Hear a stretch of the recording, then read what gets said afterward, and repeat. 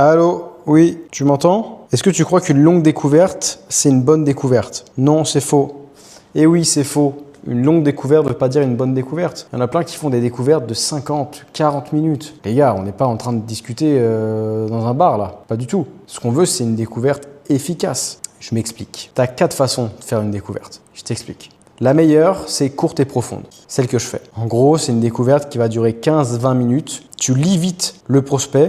Tu pointes les bonnes douleurs, tu poses les bonnes questions. C'est pas superflu, c'est précis, c'est efficace. J'ai pas besoin d'aller chercher X informations qui sont que du brouillon et qui me servent à rien. Je prends ce dont j'ai besoin pour connaître mon prospect suffisamment et savoir vraiment dans quelle situation il est. Ensuite, tu vas avoir la longue et profonde. Ça, c'est une découverte que tu fais en général quand tu commences à être bon, mais qui est encore énergivore parce que ça va te demander beaucoup de temps. Donc, tu vas être focus sur les questions et sur le développement de ton prospect, mais tu vas avoir du mal à l'orienter vers la bonne réponse que toi tu veux avoir. Donc ça va être une découverte un peu fastidieuse, mais elle va être longue. Le prospect peut aimer parce qu'il se sent écouté, mais c'est juste que toi en termes de temps investi dans l'appel, il va être plus long. Ensuite, on rentre sur les découvertes qui sont pas bonnes. Celle qui est courte mais en surface. Tu vas vite, mais tu creuses pas. Et tu pars en pitch rapidement parce que tu sens que la découverte, tu n'as plus d'inspiration, tu sais plus vraiment où tu en es, quelle information tu as réussi à avoir. Donc tu bugs et tu te dis, bon, allez, il faut que j'aille sur le pitch. Là, c'est pas bon parce que tu as fait une découverte courte, pas profonde et du coup, ton prospect,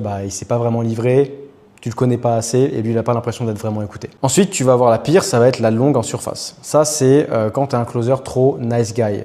Un closer nice guy, ça va être des closers trop gentils et donc qui ont du mal à poser des questions un peu droit, qui piquent un petit peu, on va dire direct. Et donc, ça va être de la discussion de surface à rallonge pour qu'au final, tu finisses sur en fait, une découverte longue. Donc, tu as perdu 40 minutes de ton temps et tu n'as eu aucune information essentielle pour pouvoir closer ton prospect. Donc ça, c'est les pires découvertes. Et c'est ce que font la plupart des closers. Pour que tu sois un top closer et que tu convertisses ton temps rapidement en argent, il faut que dans la découverte, tu aies ces 4 éléments. Il faut que tu puisses lire ton prospect rapidement.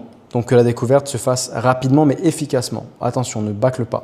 Donc pour ça, il faut que tu poses les bonnes questions. Il faut que tu poses les bonnes questions et que tu pointes les bons éléments. Pour pointer ces bons éléments et poser les bonnes questions, il faut évidemment que tu développes une intelligence émotionnelle. Et ça, c'est ce que j'apprends à mes élèves. Développer son intelligence émotionnelle, aujourd'hui, c'est le point le plus important quand tu fais du closing et que tu fais de la vente en général. Et enfin, il faut que tu sois en mesure d'ignorer les informations qui ne sont pas importantes. Des fois, tu vas rebondir sur un point, on n'en a rien à foutre. Tu vas rebondir sur un point qui n'a aucun intérêt dans l'appel, alors qu'au contraire, tu aurais dû rebondir sur le point précédent qui, lui, était ultra important. Si tu arrives à avoir ces 4 éléments, ta découverte sera déjà beaucoup mieux et beaucoup plus efficace. Donc, une bonne découverte ne se mesure pas au temps qu'elle dure, mais elle se mesure à ce que tu fais émerger dans la découverte. Plus la découverte est profonde, plus c'est bon signe. Moi, ça m'est déjà arrivé d'avoir des prospects qui pleurent en visio, au téléphone, parce que la découverte, elle est très profonde. Et donc, elle doit aller chercher des sentiments, des émotions qui sont enfouies au plus profond de son être. Et ça, c'est une bonne découverte. Alors, s'il ne pleure pas, ça peut être une très bonne découverte aussi, mais ce que je veux dire, c'est qu'il faut que ce soit profond.